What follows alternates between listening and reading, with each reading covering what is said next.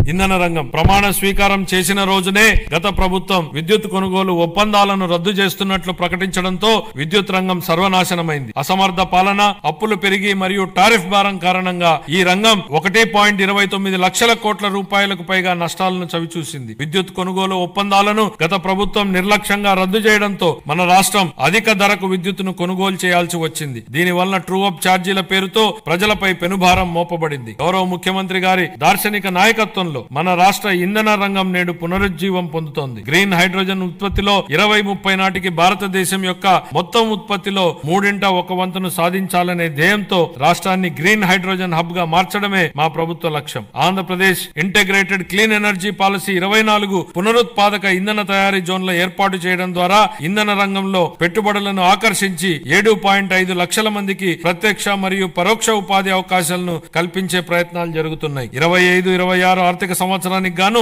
ఇంధన శాఖకు 13,600 కోట్ల రూపాయల కేటాయింపును ప్రతిపాదిస్తున్నాను.